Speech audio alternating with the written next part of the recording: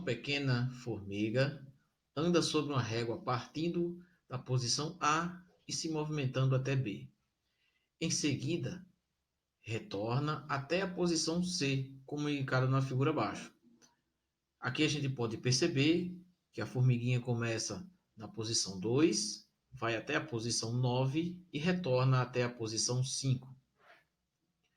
Pergunta: calcule a distância total percorrida e o deslocamento da formiga.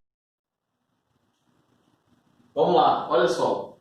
Na questão, como a gente acabou de ver, está falando da formiguinha que sai de um ponto para outro.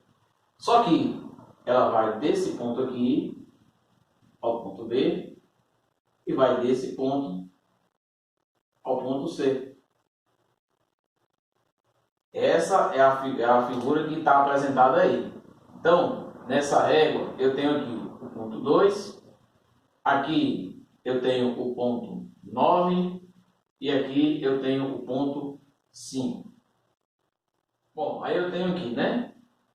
Primeiro, eu quero calcular o deslocamento da formiguinha, depois o caminho percorrido. Ou a gente pode fazer o inverso.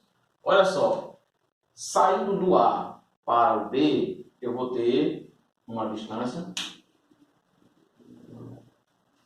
Eu vou ter a distância AB, vai ser o espaço entre 9 e 2. Ou seja, é 9 aonde ele terminou, menos 2 aonde ele começou. Eu vou ter aqui 7 e a medida da régua, que é em centímetros. Depois que ele chega nesse ponto B, ele volta ao ponto C. E eu vou ter a distância entre B e C. A mesma ideia que eu usei anteriormente. 9 menos 5. Olha, antes eu fiz o final menos o inicial. Agora eu estou fazendo o inicial menos o final. Por quê? Porque aqui não me interessa o sinal, me interessa sim o tamanho entre eles. Então eu posso fazer o número maior menos o número menor. Nesse caso aqui, eu vou ter 4 centímetros.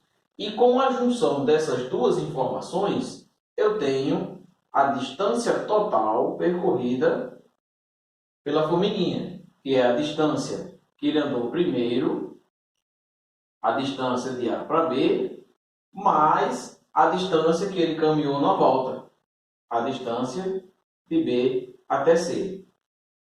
Vamos trocar de cor, ou seja, a distância de A para B é 7 e a distância de B para C, 4.